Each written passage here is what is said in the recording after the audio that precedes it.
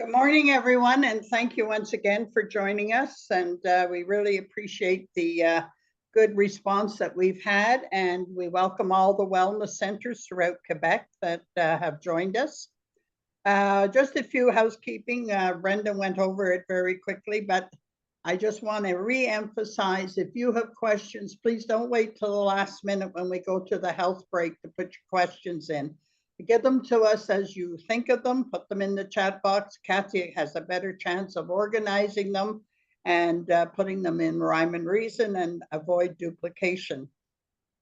It's my pleasure to be part of all these webinars. And first of all, I would like to thank our funders, especially the Secrétariat aux relations avec les Québécois, expression anglaise.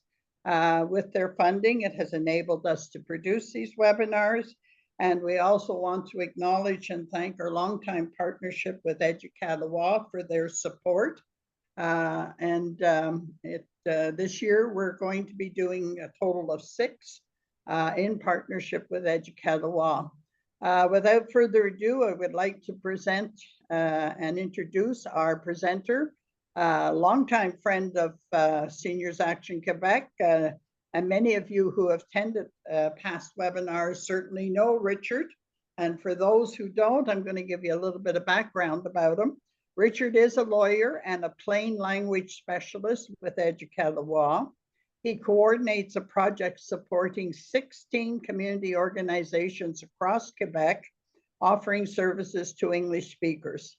Prior to joining Éducaloi, Richard worked as a lawyer at Project Genesis, a Montreal-based community organization which advocates in the area of housing rights and social income security. Most Montrealers know of Project Genesis. Richard has also served as the coordinator of the coalition of groups serving refugees and immigrants in Quebec. Richard has helped establish the Just Solutions Legal Clinic of the Montreal City Mission, which defends the rights of migrants with precarious status, and he still works with the clinic as a supervising lawyer. Richard is a lawyer with more than 30 years of experience, and we're certainly in good hands and very fortunate that he's able to give us his expertise, be a presenter with us today, and give us of his time. Richard, thank you very much once again, and I'm going to turn it immediately over to you. Thank you very much, Ruth, for that glowing introduction. And so we'll get started, Brendan, with the share screen. So welcome, everybody. Today's workshop is on landlords and tenants, rights and responsibilities, with a particular focus on ending your lease for special needs. So we'll get started. We can go to the next slide. And I'm just going to say a couple of words about Éducaloi. Maybe some of you are quite familiar with it, and for others, it's a new organization. We're a group of about 35 professionals, lawyers, notaries, communication specialists, education specialists, and our mission is to explain the law to Quebecers in an understandable manner. The law can be very complicated, and we try to make it understandable. So everything we do, whether it's today's workshop, whether it's one of our publications, I'm going to talk about that in a second. Whatever it is, if you find that it's not understandable, please call us on it, and we will try to up our game. Now, our main resource is our website, which you can see here, and you see the web address, educaloi.qc.ca. You see /en. You wouldn't have to type that because once you get to the website, you will see at the bottom of the left-hand menu or list of things, FR, because that's for French. You can toggle between French and English. We have about 1,000 pieces of content, articles, videos, infographics, like types of cartoons, to explain the law in an understandable manner. You can see on the left-hand side the different parts of our website. So just very briefly, in the news is for legal news, such as a new court case that changes the law or a new law that's come into effect.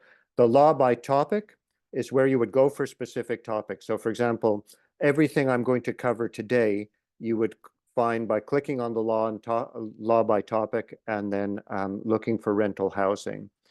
Web guides is another way to access our content. So it's different guides that bring together many articles on the same topic. So we have, for example, a web guide on rental housing, where you would again find everything I'm going to talk about and more. Publications is where you can click and you'll see there's about 99, I think we're up to, print publications that you can order.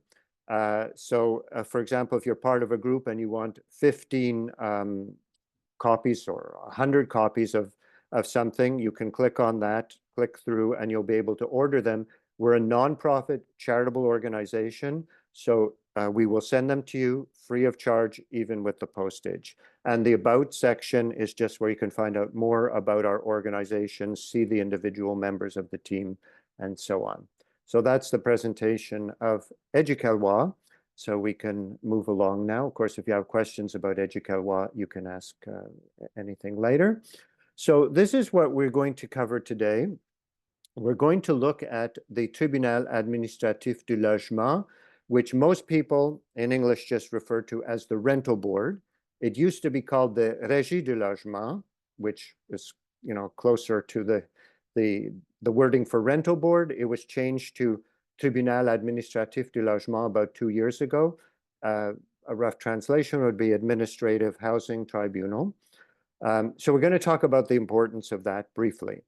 Then we're going to focus on the real heart of the topic today. So we're going to look at general rules for moving out, because in order to understand the exception for special needs, we have to look briefly at the general rules. We're going to look at moving out due to special needs.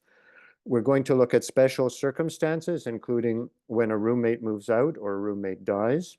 We're going to look at how to end a lease for an estate following the death of a tenant, for how the tenant's estate would end the lease. Then we are going to have our little health break, and we'll come back and we'll look at landlord's responsibilities, general landlord responsibilities, general tenant's responsibilities. We'll look at access to visits to apartment, and we'll look at different resources that can help you if you're facing a landlord-tenant problem. So Brendan, let's move on, please. Okay, so as promised, the first topic is the Tribunal Administratif du Logement. So you have the website there, but as for Éducaloi, I should have mentioned a simple way to find Éducaloi. Don't worry about, like, you know, putting in a long web address. You can just Google Éducaloi, the word. And the same thing for the Tribunal Administratif du Logement. You can just Google TAL, T-A-L, and you will come to its website. Now, why is the TAL an important resource? It's, first of all, an information resource. So although Éducaloi has a lot of content on landlord-tenant and can answer many of your questions with our articles, the rental board, I'll just refer to it as the rental board, because that's how most people refer to it in English, has far more information, because that's what they do. That's their specialization. So they have even more detailed information than we do. Their information, to their credit, because this is not the case for every government website, that's for sure, in Quebec, is very bilingual. So just about everything you'll find in English, in French, you'll find also in English. It has many forms. So for example, the main topic today is moving out due to special needs. It has a form specifically for that. So even though, and we'll talk more about the procedure, but even though a simple letter is enough, if you like to use a prepared form where all you have to do is fill in a few blanks, you can get that on their website. Same thing, just to give another example of many, to refuse a rent increase. A simple letter is okay, but if you would like a form where everything is filled out and you just fill in a couple of blanks, they have that available as well. And of course, as you would imagine, the main mission, in addition to providing this information and these forms, the main mission of the rental board is to settle landlord-tenant disputes. So we'll talk about this a little later, but for example, if you have a dispute with your landlord about a repair, you can apply to the rental board, and the rental board will eventually have a hearing and decide, whether your request is justified and what is the appropriate solution, such as ordering your landlord to do repairs or reducing your rent. We're going to come back to that in the second part of the workshop. So we can move along to the next slide. So here are the general rules if you want to move out. Before we get to the special rules for special needs, it's important to understand the general rules. So one very fundamental principle of housing law in Quebec, which is very different from some other places, is we have automatic renewal of our leases. If you don't do anything, your lease is automatically renewed. And some people don't realize that and think, well, okay, my lease is ending June 30th. I'll just move out June 30th because that's when it ends. That's a mistake. If you don't do anything, your lease will be automatically renewed for another year, and you'll remain responsible for the rent. So if you want to leave at the end of your lease, you have to give 3 months notice before the end. Now, that's the general rule for a 12-month lease, which is what most people have. You have to give 3 months notice before the end of the lease. So the vast majority of leases in Quebec, as I'm sure you know, run from July 1st to June 30th. What does that mean? That means that at the latest, you have to give a notice by March 31st, 3 months before, that you want to leave. Otherwise, your lease, as I just said, will be automatically renewed. Now, if you get a rent increase notice, because the rent increase notice could come as early as the beginning of January for the typical July to June lease. So you could get a rent increase notice the 7th of January, for example. In that situation, you have to answer within 1 month. And if you want to leave, you have to say within 1 month of your notice. So again, if you get it January 7th, you have to answer by February 7th, saying that you want to move out. If you don't do that, then your lease will be automatically renewed, which could put people in a difficult situation sometimes, because you may have to decide very early in the year, as early as early February, whether you want to stay or not. But that is the law in Quebec, so it's important to know these general rules. Now we're going to look, so we'll move on to the next slide. We're going to start to look at the special rules. So moving out due to special needs. So normally you have to wait till the end of your lease to move out. So you have a lease from July 1st to June 30th. You have to wait till June 30th to move out. But in certain situations of special needs, you can end your lease early. You don't have to wait until June 30th. So here are the exceptions. If you are moving to a senior's residence, which could even be a private residence, as long as it's designated for, it provides services to seniors, that will allow you to end your lease early. We're going to look at how you end it early in a moment, but just now we're looking at what are the situations in which you could end it early. So moving to a senior's residence, if you can't continue in your apartment due to a disability, okay, so for example, maybe your apartment is not adapted at all. Maybe your apartment has the front entrance has a long set of stairs, and due to a mobility issue, you can't get upstairs anymore. These would be the type of situations where you could not continue living in your apartment due to a disability. You would be able to end your lease early. If you are accepted into government low rental housing, commonly called HLM, hébergement à loyer modique, HLM in Quebec, that would be another reason that would justify ending your lease early. A person who is a victim of domestic violence is also allowed to end their lease early. Okay, so those are the situations. Now we're going to look at how you go about ending your lease early. Okay, so for a 12-month lease, you must send the notice to the landlord at least 2 months before. So let's say, for example, you want to leave January 1st, coming up. you would have to send the notice by November 1st. Okay. And for a shorter lease, let's say you have a 6-month lease, not that common in Quebec, but you would have to give only 1 month notice. Okay. So instead of having to wait until June 30th, if that's when your lease comes up for renewal, like most leases in Quebec, you could, for example, if you want to leave January 1st, you could leave January 1st if you're in one of the special needs situations that we looked at in the last slide by sending a notice on or before November 1st. Okay, and we'll move on to see what you have to put in the notice. So how to do it. So you have to include a proof, some proof of your situation. So for example, it might be a certificate from the residence stating that, from the senior's residence, stating that you've been admitted. It might be a medical assessment, something from a doctor saying you can no longer stay in your apartment due to disability. So using the example I used before, your apartment and your building is not at all adapted. It has a long set of stairs to get into the building, no ramp. Now, for example, you're unable to walk upstairs, whether it's because you're in a wheelchair or some other type of disability.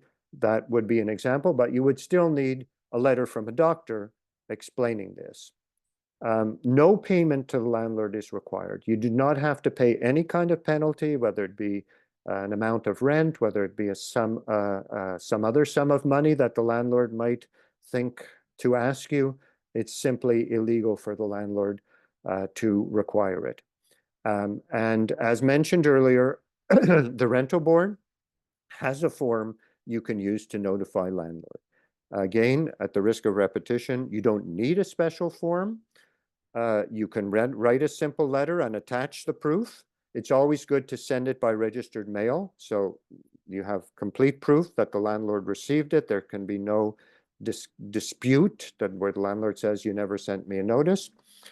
So a simple letter is fine with the necessary proof, such as the letter from the doctor or the certificate from the residence. But another option is to download a form from the rental board website, fill in the blanks, and again, attach the proof and send it to the landlord by registered mail. Okay, so we can move on to the next slide. So let's say you are living with a roommate and your roommate moves out. Okay, so there's basically 2 scenarios. Either you're on the lease or you're not on the lease. So if you're on the lease, you can stay. You're on the lease, so no, you have just as much right to stay whether your roommate's there or not. But you'll have to pay the entire lease, the entire rent. So if you're paying $1,000 a month, the lease is $1,000 a month, and you and your roommate were each paying $500.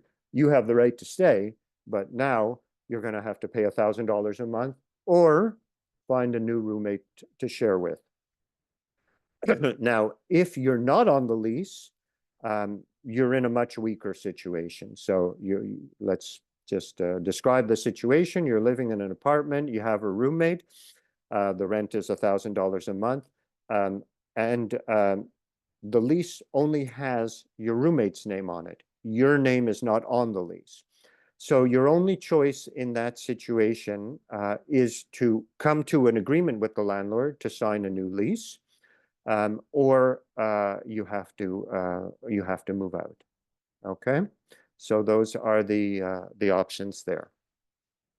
So moving along, in the sad situation where your roommate dies, if you're on the lease, once again, it's sort of like if your roommate just moved out, you can stay, but you'll have to pay the entire rent or find a new roommate.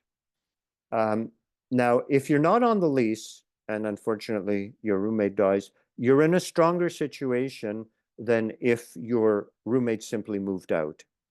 Here you have the right to take over the lease, okay? So you're in a stronger situation here. The government decided that in this situation, a person who, whose roommate died should have some rights, and you can take over the lease. You have to give a notice within 2 months of your roommate passing away, that you want to take over the lease. So you have to do something here. If you don't want to take over the lease, maybe you'd rather just look elsewhere, you can simply move out. You have no responsibility in this situation because you were never on the lease. Okay, so your roommate passes away, you're not on the lease, you have an important right here. You could take over the lease. You just have to inform the landlord within 2 months, or you could just walk away because in this situation, you were never on the lease. And so you can just leave. You will not owe any rent because, again, you were never on the lease. Okay, so we'll move to the next slide. So this is for the estate. Let's look at the scenario here. A person is a tenant. They pass away. And what is their estate supposed to do? Because the person, well, just to be clear, a person's death does not automatically end their lease. Okay, maybe that sounds strange, but that's how it is. A person is living in an apartment. They're on the lease. They pass away. Their lease is not automatically ended. The estate, their estate, whoever is settling it, which means normally what we call the liquidator in Quebec, or most places in English call it the executor of the estate, can end the lease with a 2-month notice. So the estate will still be on the hook for 2 months. So a person passes away to middle of October, October 15th. The estate can send a notice by November 1st, saying the lease will be ending January 1st, but the estate remains responsible for the rent until January 1st, which kind of probably makes sense in terms of, moving the deceased stuff out of the apartment and so on. Now, the notice can be given anytime within 6 months of the death. So let's look at the same scenario. Person passes away October 15th. The estate takes a while to get organized. They don't get organized in time to give the notice for November 1st. Maybe they don't even want to end the lease that quickly because it's going to take a while to get organized, to move the person's stuff out, to decide who gets what. They have 6 months to give the notice. So they could, for example, wait till February 1st and give the notice February 1st, so the lease will end April 1st. All this time, by the way, I'm presuming that there's a regular Quebec lease that would come up for renewal June 30th. So the estate has 6 months to give this notice, and once they give the notice, the lease will end 2 months afterwards. This, by the way, applies for any type of lease, whether it's a senior's residence or a regular apartment.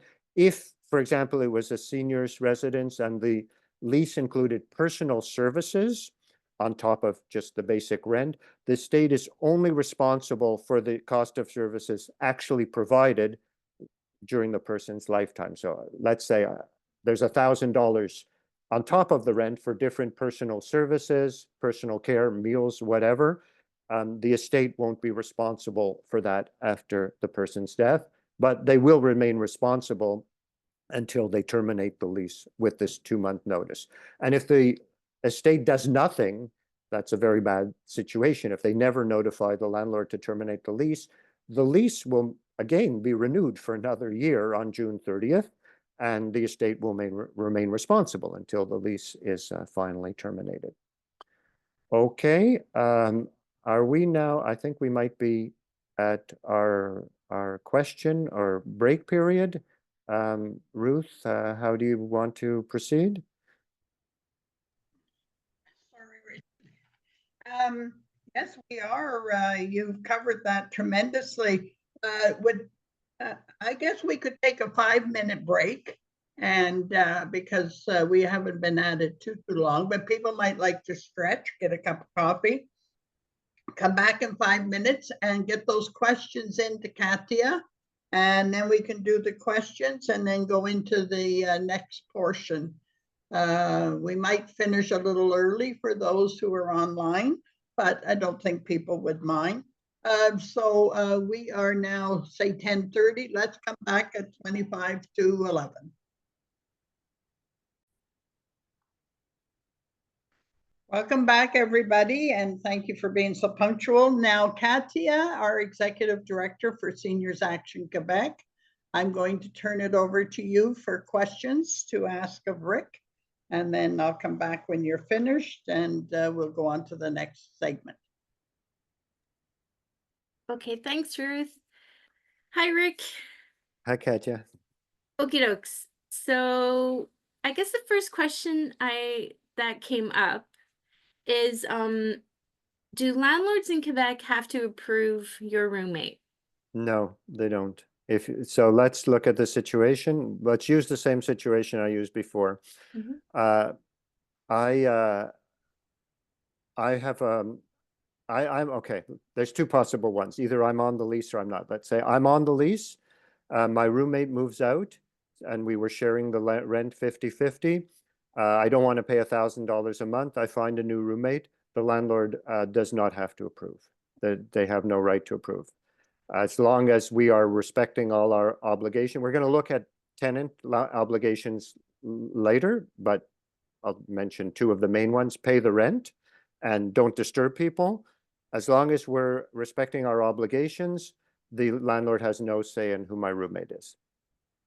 Okay.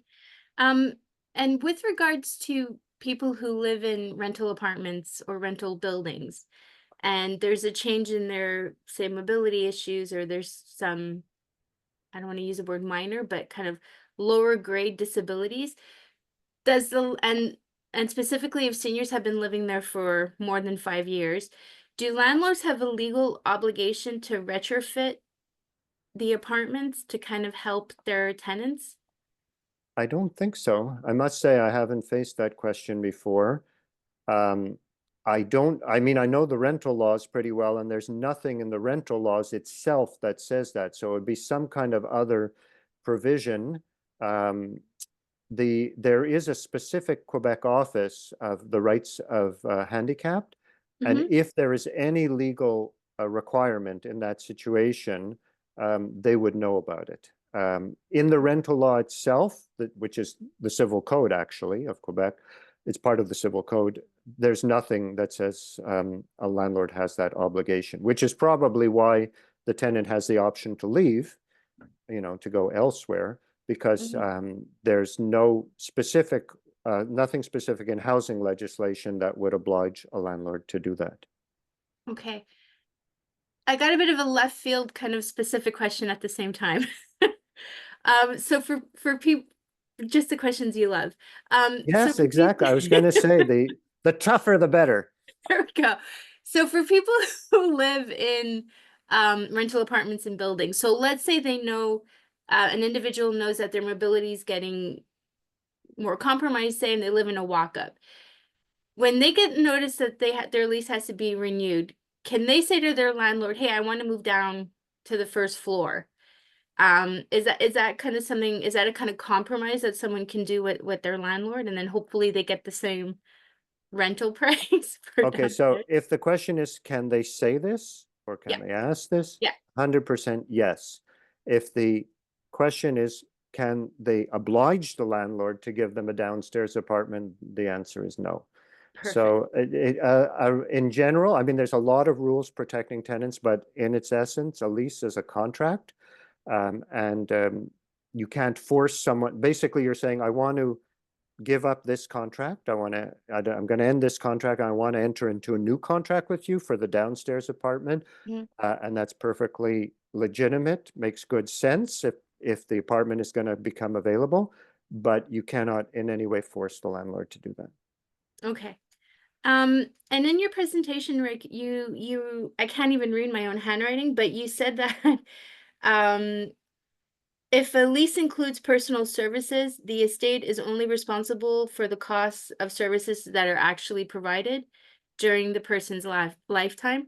So how do you prove the services that are actually provided? Well, normally it would be there's an amount per month. Let's use round figures. Let's say your rent is $1,500 and you have $1,000 of services.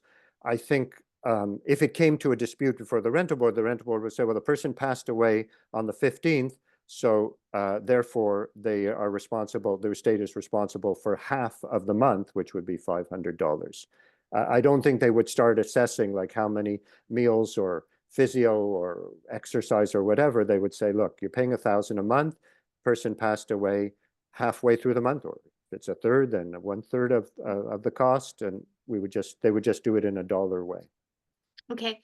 And so again, if you're renewing or renegotiating a lease for a residence, can you renegotiate the services in your package? Absolutely. No, you can renegotiate anything, and the services normally, well, I think actually it's a requirement that the rent be separated from any personal services for exactly this type of situation, for if a person passes away or there's renegotiation or whatever. So it's clear you're negotiating about the services, which and that's separate from the rent, which is subject to rent control.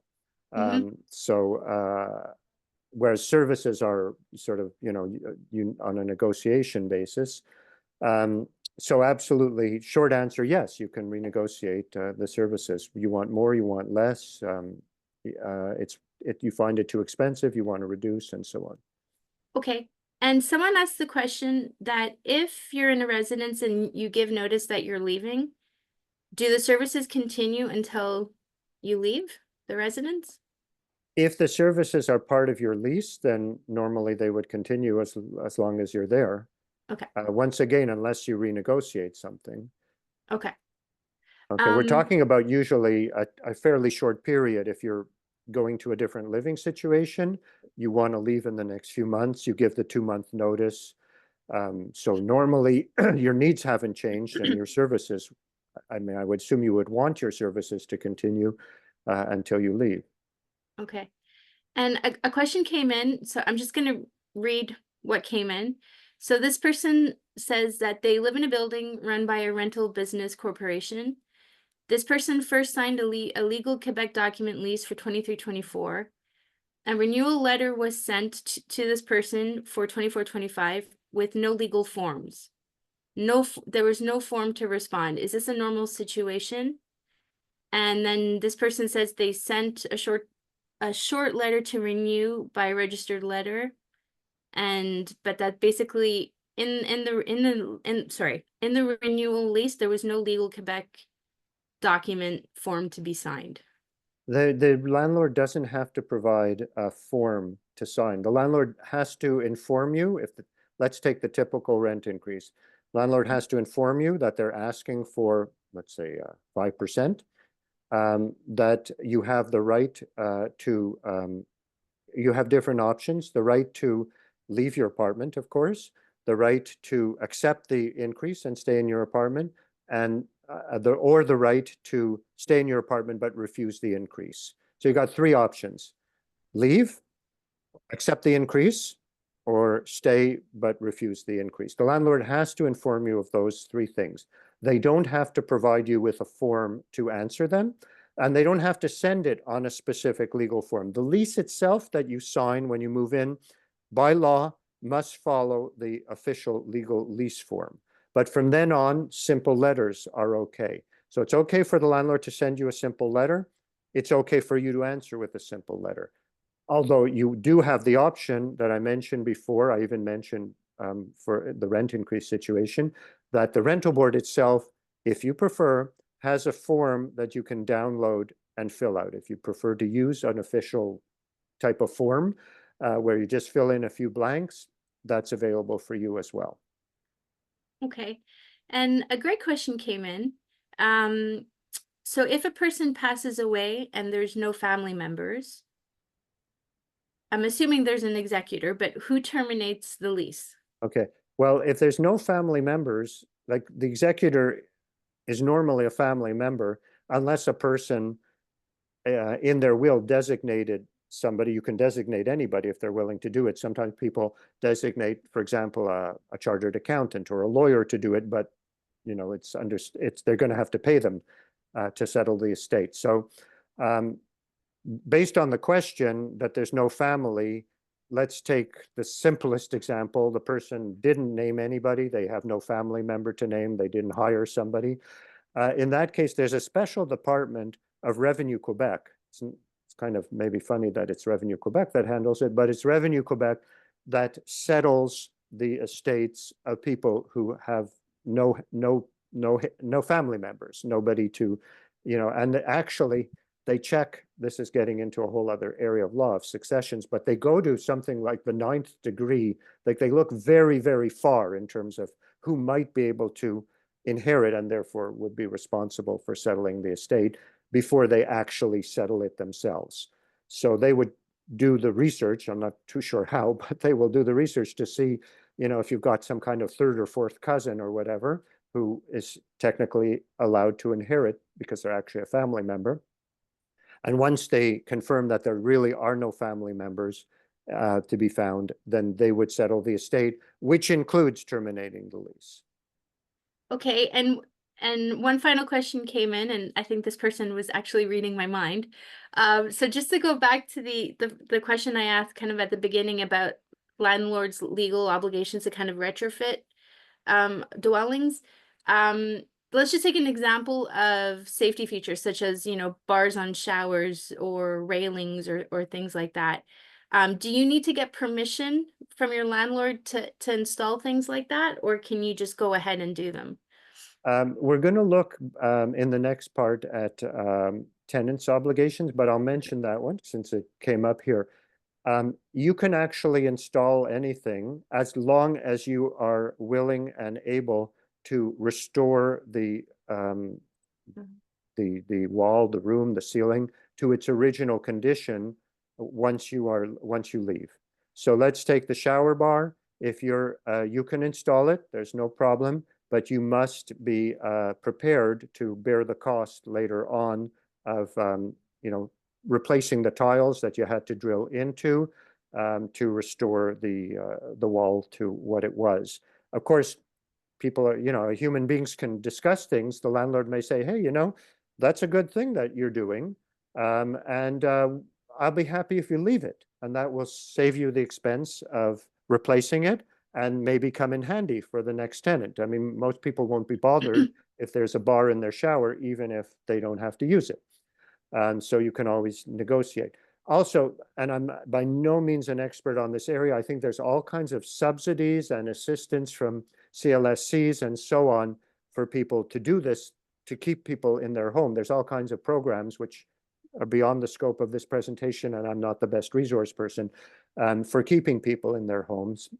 Maybe it's the topic of some other webinars that SAC has given or will be giving. But just to keep that in mind, since somebody's asking about that, check with your CUS or your CLSC about different programs for staying in the home, including possibly subsidies for exactly this type of work. Perfect. So do I pass it to you, Ruth, and then you pass it to Rick? Thanks, Katya, and I thank everybody for their questions. That was tremendous. And sometimes we're thinking the same thing, but somebody puts a question in, so it answers what we're thinking about. So we're going to move right along to the next portion, which is going to be the landlord's responsibility when you have a lease. And tenants. Visit and access to your apartment and different situations that could come up. And once again, please put your questions into the chat box because we'll have a question period when Richard is finished with this. So Richard, I turn it right over to you. Thank you. Thank you, Ruth. And we'll go back to the screen share. Thank you, Brendan. So we're going to talk about landlords' responsibilities, tenants' responsibilities, and also visits and access, in particular visits and access to the apartment, because that was flagged as a topic for today. So here you see actually a sample from the Éducaloi website. So as I mentioned, everything I'm saying today, you could find this information and much more detailed information on our website. And so here's a sample page of a detailed article. And so, but we'll go ahead with the next slide where we detail this. So the landlord must provide a clean and safe apartment. So it has to be suitable for living. What the law says, it has to be in good living condition. So that's a fundamental That's a fundamental provision of the law. The landlord has to provide you with what the law calls peaceful enjoyment of your apartment, which means that the landlord must make sure that other tenants, or let's say other noise, like loud noise of work being done in the building, doesn't disturb you. The landlord must do repairs. So the law says any necessary repairs. This means pretty much any repair, except very minor things, like, for example, changing a light bulb. You couldn't ask the landlord to do that. Pretty much anything else that you could think of that's a necessary repair, fixing a window, fixing plumbing, that your tap is dripping, your shower is dripping, a light fixture that was there when you arrived that doesn't work, or that fell down or something, the landlord would be responsible for. So let's move to the next slide. Now, what happens if the landlord doesn't respect their obligations? The general rule is you inform the landlord in writing and give them 10 days to fix the problem. This is for repairs that aren't urgent. We're going to talk about repairs that are urgent in a moment. If it's not resolved, so you tell the landlord, my window, somebody broke my window and the cold air is coming in, it's October already. If it's not resolved, well, actually, that might have been a better example of an urgent repair. So let's say a less urgent repair. My shower is dripping, not like it's not flooding the apartment or anything, but it's annoying. So that would be an example of a non-urgent repair. You give the landlord 10 days to fix the problem. If it's not resolved, you can file at the rental board. You can file an application at the rental board. The rental board can advise you about the different things you can ask for, but among these are an order for the landlord to do repairs, a reduction of rent until the landlord does the repairs, damages for what you've suffered in the past, and if it's very serious and you would like to leave, it could be to cancel your lease. So there's different options that the rental board can discuss with you, and you can choose them. Now, urgent repair, so a classic example would be a burst pipe that's threatening to flood your apartment, but also somebody, a vandal broke your window, and cold air is coming in, and it's already the middle of October, and we know what's coming because we live here in Quebec. You would try to contact the landlord. If you can't reach them, or you do reach them, but they say, no big deal, I'll get to it when I get to it.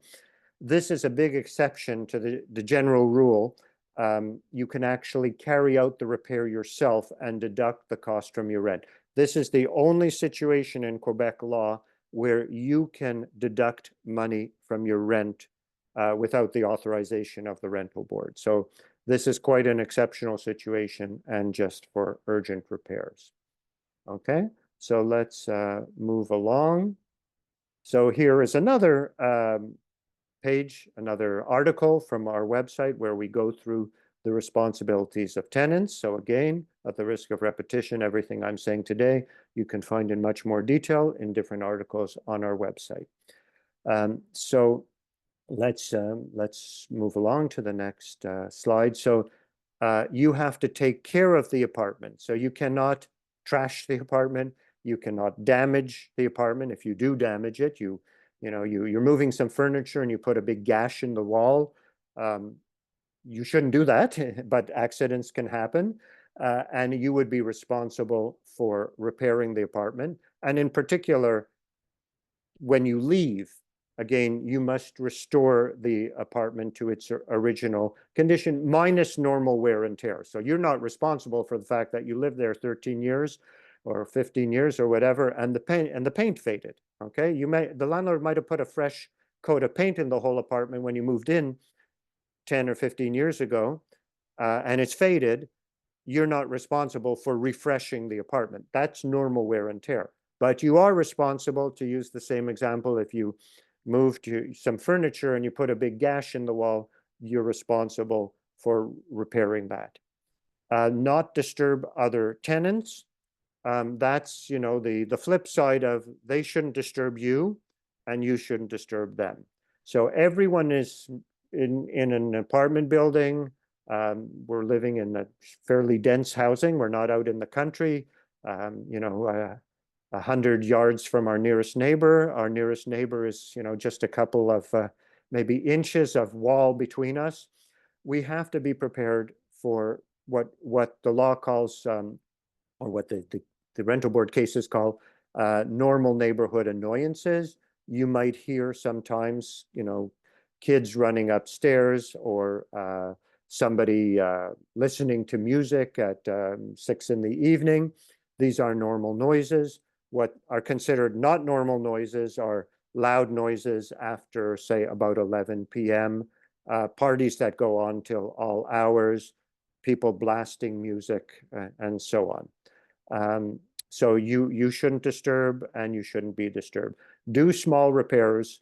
This is kind of the flip side of what I said. The landlord is responsible for most repairs, very small repairs, and it's almost difficult to come up with anything beyond changing a light bulb you would be responsible for. Okay, and the tenants, well, we'll go to the next slide now. These are other obligations of the tenant. Needless to say, but we'll say it anyway, you must pay the rent. You could face eviction, that is being ordered to leave your apartment, if you are ever more than 3 weeks behind in your rent. Some people think the law is more lenient than this. I've heard people say, can't I fall 3 months behind and then, you know, pay the back rent? No, it's very strict. Once you are 3 weeks behind in your rent, the landlord can go to the rental board and ask that you be evicted. Even then, you'll be given some extra time, because it takes a couple of weeks for the rental board to hold the hearing. And if you're able to cover the rent during that time, normally you won't be evicted. But as of 3 weeks, the landlord can request that you be evicted. Another possibility is if you are frequently late. So you're never late 3 weeks, but every month or frequently you're late 1 week, you're late 2 weeks, the landlord can ask that you be evicted, ask the rental board that you be evicted. In that case, the landlord has to show that it's causing them a problem. Now, if it's happening repeatedly, that in itself is a problem. It's an inconvenience for the landlord. They may have to go to the bank twice. A very classic situation where the landlord can show it's a serious problem is if they're unable to make their mortgage payment, and they've had penalties, for example, that the rental board will take very seriously, and it's very likely they will order eviction. Okay, so let's move along. So we've looked at landlords' responsibilities and tenants' responsibilities. I was asked to cover access to the apartments and general rules. And so this is kind of both a question of the landlord's right to visit your apartment and your right to privacy. So there's rights on both sides at play here. So let's look at the general rules first and then look at exceptions. So general rule, except for an emergency. So let's use the same example. There's a broken pipe leaking, but in this case, you didn't even know about it, say. You were out at your, doing whatever, activities at your work, whatever, shopping, and then an emergency happens, a pipe breaks, and landlord sees there's water coming from your apartment. The landlord does not have to give you notice. They can go in and try to fix the problem immediately without giving you any notice. Okay, so that's the exception. The general rule is they must give you 24 hours notice. Okay, so they do have the right, as long as they're not overdoing it and abusing it, to visit your apartment. Some landlords even like to do an annual inspection. They have that right. They have to give you 24 hours notice. The visits must be between 9 a.m. and 9 p.m. and the landlord must be present. Or the landlord's representative, such as, you know, it's a big building and there's a building manager there, that's a legal representative of the landlord. It could be them instead, but somebody who's legally representing the landlord or the landlord themselves must be present. If not, the tenant, you can refuse the visit. Okay, so these are the general rules. Now we'll move on to an exceptional situation. Once you've given notice that you're leaving. So let's look at the scenario here. You've got a lease that ends June 30th, like most lease, or rather comes up for renewal June 30th. In March, you notify the landlord, I won't be renewing my lease. Okay, I'm going to be leaving June 30th. That's it, I'm gone. Okay, so you followed the rules, you'll be leaving June 30th.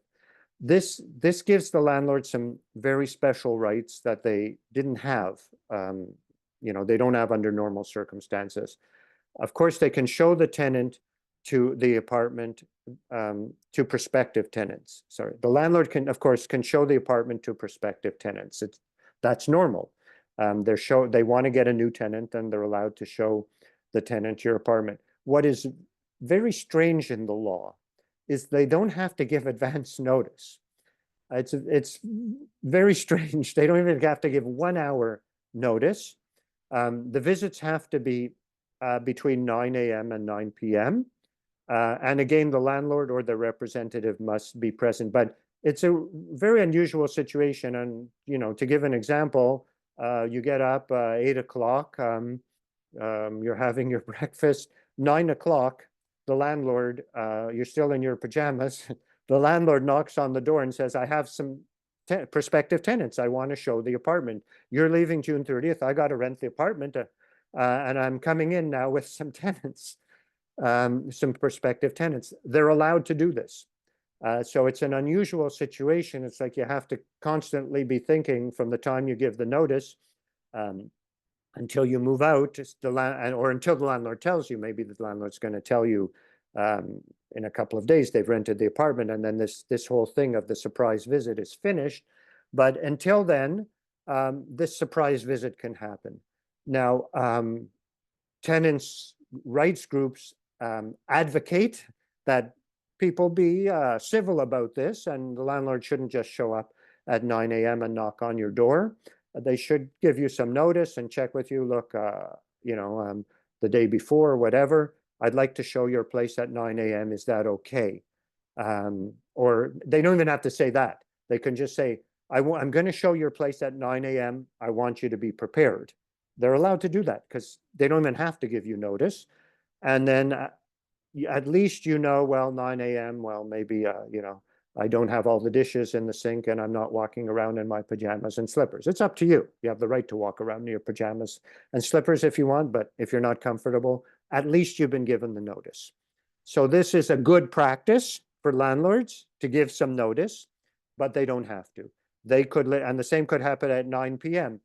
You're already in bed, you know, watching the show you like to watch at, well, not 9 because that's when it ends, but at 8 p.m. you're winding down. Maybe you put on your pajamas again. You're watching the show you like to watch to wind down from your day. 8 p.m. the landlord knocks on the door and says, I have some prospective tenants. They're allowed to do this. So a good civil practice is to have good communication and the landlord to at least inform you a little bit before. But just so you know what the law is, they don't have to do it. Okay, so let's move on. Here are some resources, some of which I've talked to. The first two I've talked about already. Our website, Éducaloi. This is the complete link if you want to go right to our housing articles, but you know, you can't copy this easily. So again, you can go on you can just Google. The simplest thing possible is Google Éducaloi. Just write that word. You don't even need the accent. Éducaloi in Google. It will take us to the website. And then click on, you'll see the menu on the left-hand side, the law by topic, and you'll see you can select rental housing. That's the simplest thing. Once again, they talked about it in the very beginning, Tribunal Administratif du Logement, TAL for short, formerly Régie de Logement or Rental Board. And of course, I've been referring to it as the Rental Board in this presentation. You can just Google TAL or Régie de Logement, probably even Rental Board still works. And then you'll go to their website, you'll see very detailed articles on all of everything we've talked about. You can also call them. It's not too hard to write down a phone number. So if you're interested, you could write this down while you're looking at the slide. Of course, their number is also on their website. You can call them and ask them questions. That's different from Éducaloi. Éducaloi, we give these workshops where we try to answer questions, but we don't have a service like the rental board or a legal clinic where you can call us and ask a question, okay? But the rental board does. Then for people in seniors residences, there's an assistance program for any type of complaints or knowing about your rights. It's called the CAP. Once again, probably at some point, SAC has done a webinar with them or will do a webinar with them. And they're a resource for problems in seniors residences.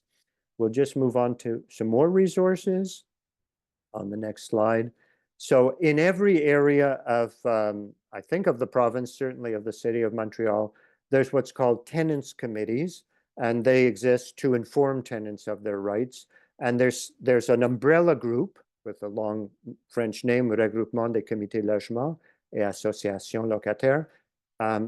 If you ever do want to find a tenants group that's close to you, just write down those letters, RCLAC, RCL, ALCQ, put that in Google, and you will find the umbrella group, and then you can find a committee near you.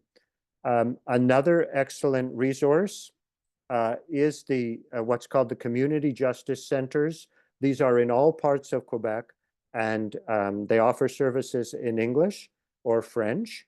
They don't represent you like if you have a case at the rental board, but they can advise you what your rights are. They'll give you personal information about your situation. And then mentioned at the beginning, for those, mainly those in the Montreal area, although I think they'll answer questions from around the province, my old employer, and as Ruth mentioned, a lot of people know them, they're familiar with them in Montreal, Project Genesis. So you could write down their phone number, 514-738-2036. I still have it in my own head from my 12 years or so working there.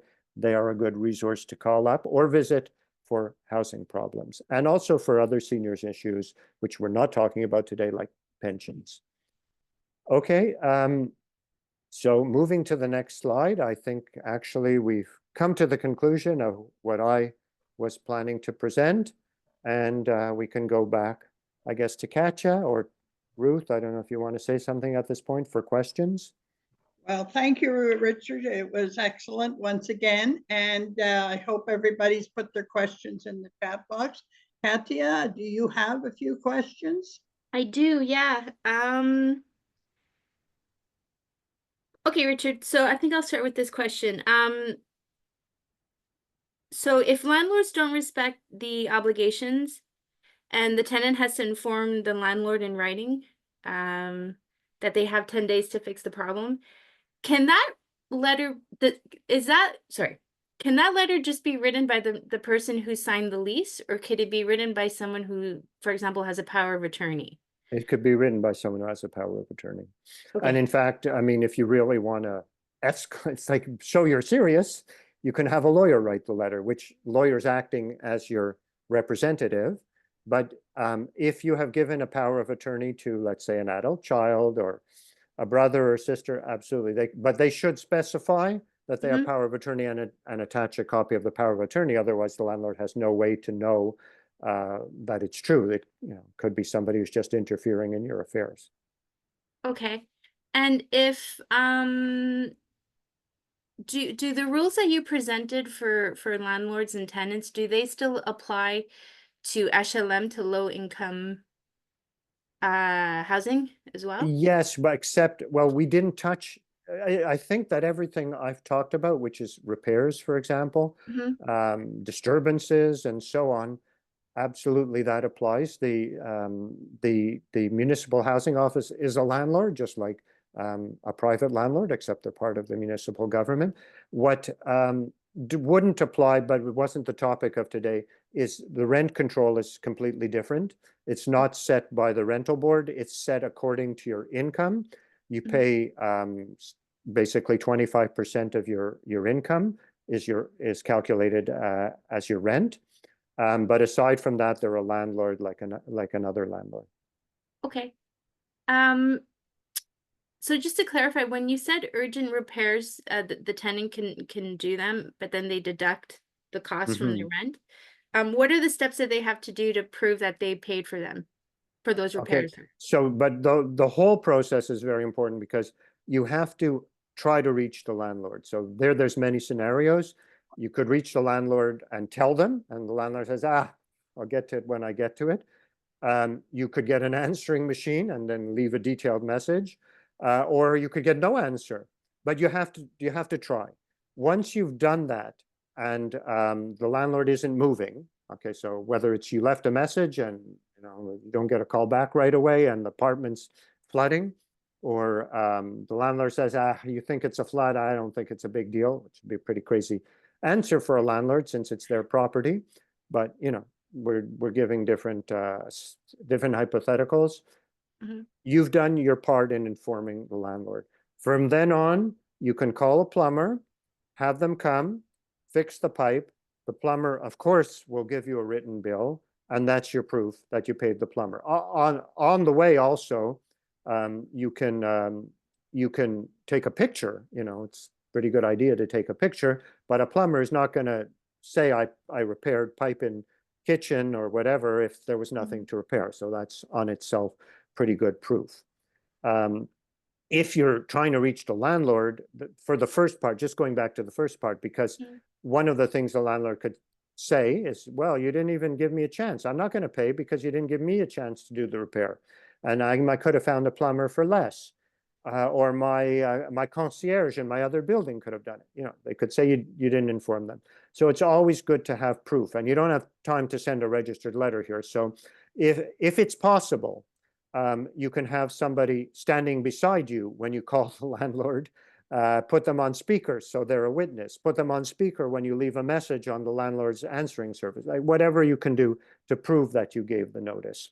Or if there's a rental office in the building, it's a big building, there's a rental office, if it's possible, go with someone, or take a picture of the person, which it'll have the date, so it shows, look, I was in the rental office that day, so although I can't, or for that matter, since all our phones now can record, go in, record yourself telling the person that the pipe is broken, and record their answer, and then you've got good proof. So whatever you can do to prove that you notified, because one of the arguments the landlord could use against you is, well, you didn't really inform me, so I didn't have a chance to do the repair myself, so I'm not paying.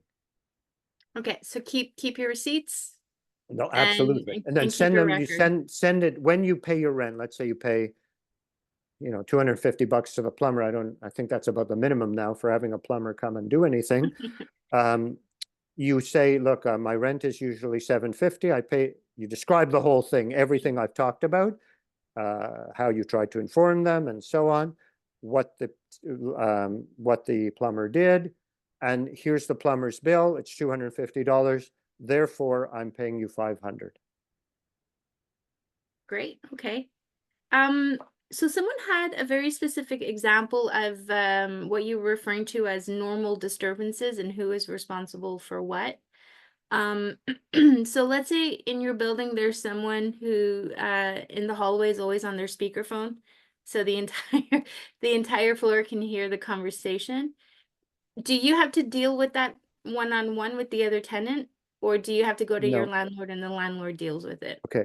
You don't have to deal with the other tenant. You don't have a contract with the other tenant. You have a contract with the landlord, and the landlord has a contract with that tenant, the contract being the lease, of course. So now we're dealing with a human situation. So it's possible that the person just doesn't realize. They could think, okay, I don't want to disturb my wife or my roommate, and unwittingly be disturbing 10 people instead and not realizing it. So depending how you feel about it, you could definitely go up to that person and politely say, you probably don't realize this, but talking on the speakerphone, the sound insulation isn't that good. We can all hear you down the hall. And maybe the person will actually correct their behavior. So that's an option. But if you are shy or scared or whatever about doing that, you can go directly to the landlord and say, this is what's happening. If many of you, and this is a general principle, there's strength in numbers. If there's 6 of you on the floor, you know, 1 is causing this disturbance, 5 are being disturbed. It would be great if all 5 of you would sign this letter and say, we're being disturbed by this person. Can you please talk to them and end this disturbance?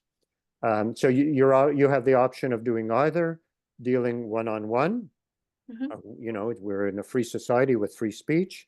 As long as you're not threatening somebody or anything, you're talking politely to them, it's absolutely fine. It's really not a bad idea if you feel comfortable doing it, or going directly to the landlord. Okay.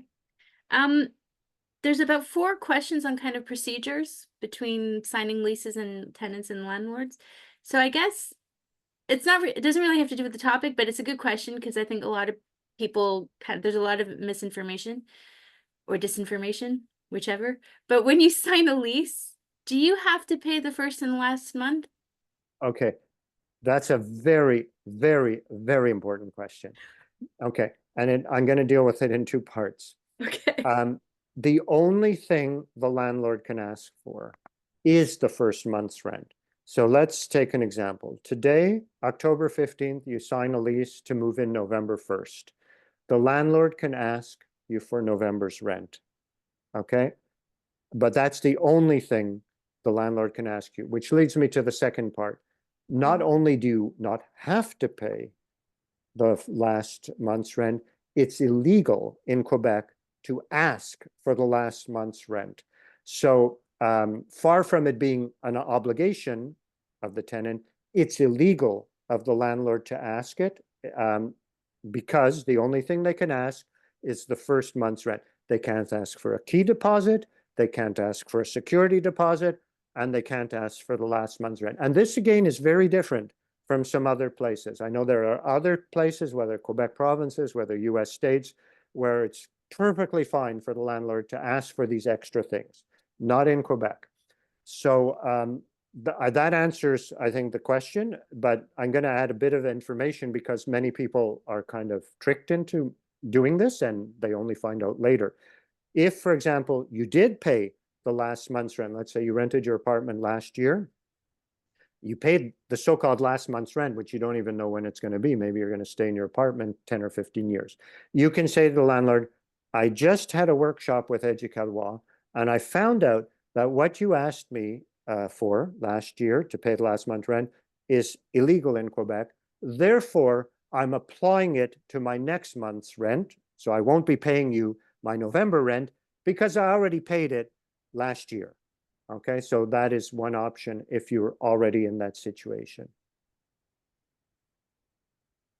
That's why I went a bit left tangent there. Okay, so the next questions are with regards to visitations of, so that landlords are showing your apartment to potential tenants. If a tenant has medical issues, can the landlord be forced to give notice on showing the dwelling to potential tenants? There's nothing in the law that gives a special permission in that situation. Again, we're dealing with human relations, so I would hope that I don't know what the like. Let's say a certain person has a certain procedure at a certain hour of the day.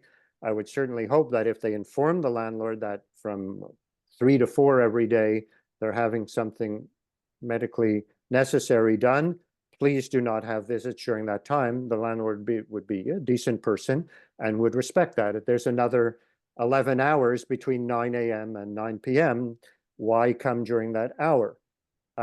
With that said, I'm going to go back to the original and short answer that there's nothing in the law that would actually require it. So does the same thing apply to if you're not home because you're at work, for example? Can the landlord just open the door and show it? The landlord could, and again, in this special situation where we've already given notice, as I mentioned, The landlord does not even have to give you notice. So the landlord, you could come home and you find the landlord's there with a tenant, you know, walking around your kitchen, and that's legal. Again, tenants' rights group advocate that there be good communication. The landlord at least give you some notice so you're not surprised, whether it be in your pajamas, whether it be coming home from work and there's people in your apartment, you think you're being robbed or something. But it's not a legal requirement. Okay. Someone asked a question about landlords being obligated to keep your dwelling to certain standards. So this person asks, in extreme cases, can you claim loss of engagement of the premises if repairs are not done? Loss of enjoyment, I think they mean, not engagement. Oh yeah, sorry, it's my handwriting. Yeah, I can't even it's read it. okay. It's enjoyment. You're absolutely right. Loss of engagement would be more in family law, I think. Okay. Yes, no, absolutely. If there are repairs that are not urgent, but are affecting your enjoyment, so we could imagine, let's say, a light fixture that doesn't work, so like a few hours of the day, it's too dark to enjoy that room of the house. Constant dripping, which is in your shower, which is not stopping you from using your shower, but is maybe keeping you up or making it harder to get to sleep, things like that. Absolutely, those are the different recourses that I talked about. That first of all, you would inform the landlord that this repair should be done and give them 10 days. If they sadly don't act to solve the problem, you would contact the rental board and they would go through different recourses, such as reducing your rent until the repair is done, maybe giving you something in damages for what you've already suffered. Let's say this has been going on for a while, and an order that the landlord do the repairs and so on. So reduction of rent or damages for lack of enjoyment, loss of enjoyment, absolutely, that is a possible, you can possibly be compensated for that. Okay. So this is a bit of a left field question that someone asked, but it kind of ties into what you just said. So what if you live in a building where there's a hoarding situation? Can the landlord evict a tenant for hoarding? Or what can you do if there is a hoarder in your building? Well, I know that the city itself will act because they, depending on the situation. Okay, so you're concerned that there's a situation of hoarding, which I guess, you know, poses a number of health threats, including fire. Mhm. You could contact the city of Montreal, or your municipality. Most of the time, most municipalities in Quebec, I think you dial 311, but you could check and unfortunately denounce this situation. And what I believe they practice, at least what I've seen them do, is they send an inspector who has the right to come in because there's a possible health hazard to other people, and the inspector themselves can order that the different things, such as the apartment, be condemned, or that the I'm not totally sure of all their powers, but I believe they have the right to impose a fine, like give a 30-day limit to solve the problem. Let's say, I know I've seen this in case of infestation, like rat infestation. They've given a landlord 30 days to exterminate, or else they will impose a large fine. The situations I've seen of hoarding, I'm not sure if the city has the power to come in and remove stuff. I can't say one way or the other. The situation I've seen, it was the landlord who went to the rental board for an eviction order, which allowed the landlord to empty the apartment if the tenant didn't actually comply with the order and remove the stuff themselves. So the two recourses, actually, come to think of it, which could be done in parallel, would be to contact the city for an inspection and to contact the landlord. Okay. So those would be the two things. I know the rental board can order the eviction. Probably it would probably if the city issued an infraction, like issued a kind of ticket and order to remove the stuff within 30 days, that would be very convincing to the rental board that there is indeed a health issue here, and if it's not rectified, to order the eviction. Okay. I got 2 more questions. Is that okay? Yes, absolutely. Yeah. Okay, Ruth, I got the nod of approval from Ruth. Okay. Oh, So maybe we're asking Ruth, not me. That's more no, important. I was asking both of you. It was a collective question. So how can people go about finding dwellings or apartments or buildings that are catered to people with special needs? Is there a special link or a special website? I don't know the answer to that. I would again refer to the Office of for Persons with Handicaps of Quebec. There may be some kind of registry, maybe some landlords voluntarily sign up for this. It also may be, because as I said earlier, it's not an area of expertise for me. There may be certain regulations, I suspect there are, but we're really getting into an area where I can't answer. That buildings of a certain size, built as of a certain date, probably have to have minimal adaptation in terms of a ramp, at least, for access to the apartment, to the building itself, as opposed to just stairs. And this is probably a very easy question for the Office des Personnes Handicapées du Québec. Maybe someone can Google Google them and put their link in the chat, but it's called something like Office des Personnes Handicapées du Québec. And so this should be like really basic questions for them. Is there a registry? What are the regulations, if there are, for buildings of a certain size as of a certain date, and so on? Okay.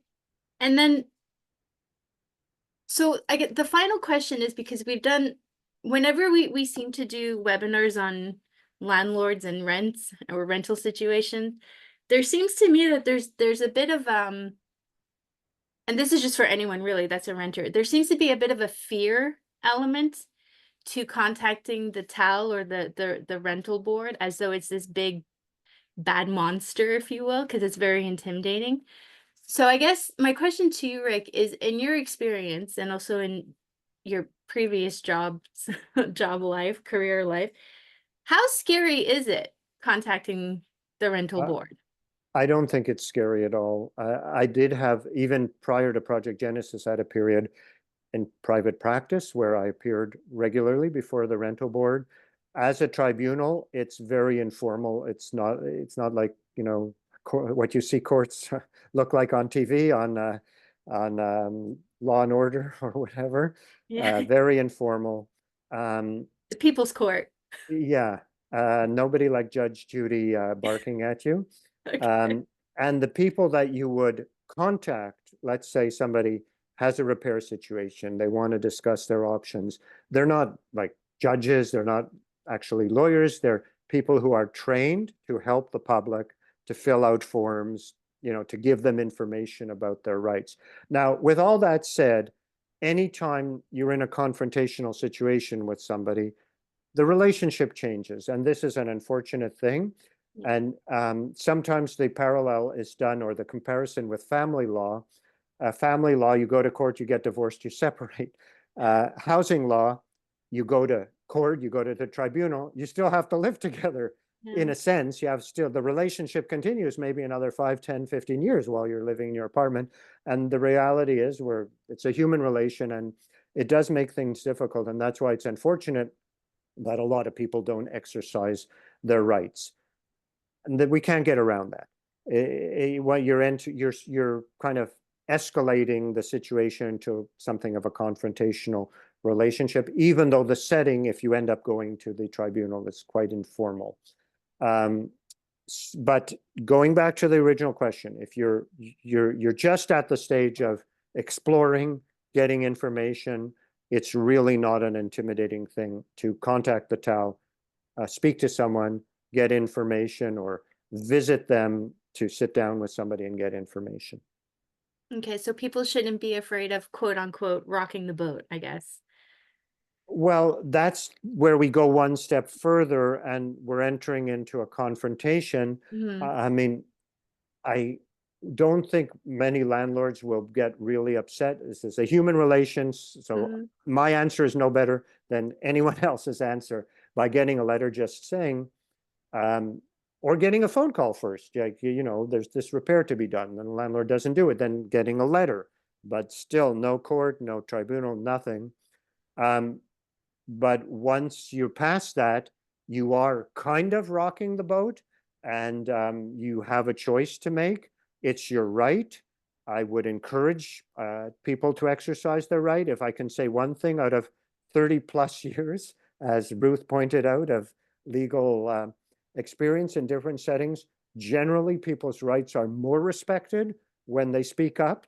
You know, there's a saying, the squeaky wheel gets the grease, and it is true in a lot of situations. Generally, people's rights are more respected when they stand up for them than if they accept for their rights to be not respected by repairs not being done or abusive rent increases that they refuse and so on.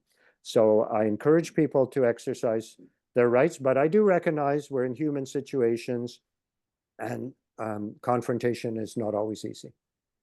So it is what it is, kind of thing. Very good summary. Got it. Okay, well, thanks so much, Rick and Ruth. I'll pass it back to you. Thanks, Katia, so very much for putting all those questions together for Richard. I just want to remind everybody that you will, in approximately a week's time, get a link that will be sent to everybody who attended, which will have the recording and also Richard's presentation. So you will have a hard copy at your disposal. I encourage all of you to check the Éducaloi.ca website. It has got so much information on so many topics. And also there is a survey that we really need for our funders and our final reports. You will be getting that also with the link to the recording. Please fill it out, and I think Brendan's going to put it in the chat box right now. It's important that we have it. It takes about 3 minutes to do. It's very simple. It's maybe 4 questions. It's just on how you found the webinar. Richard, thank you ever so much for all the very valuable information, and I particularly am grateful for the last portion that you spoke to, because I think with all the housing crisis that's going on, to encourage seniors particularly to feel confident enough to use the laws and the mechanisms that's there for them is going to prevent a lot of future heartache of several years of constant rent increases because they're intimidated, fearful to send that registered letter. Yes, I wish to stay, but I refuse the rent increase, because then they know that the landlord will go to the rental board, possibly, not always. They will negotiate most times. And that sort of intimidates them and prevents them from doing it. But after, 2-3 years of 4.8, 5% increases, they're in a serious crisis. They can't afford the rent anymore. So I really appreciate you saying, it's not a scary demon out there, and to exercise their rights, and they would probably be respected even more for doing so. So it's been extremely valuable. It's been a delightful pleasure to have you once again. I thank everybody who did come on and join us, and I hope you found it valuable. I wish everybody a good day, a good week, and I will let you go for this time, and thank you till next month. November the 19th is our next one. Thank you very much. Thanks. Bye-bye. Bye-bye.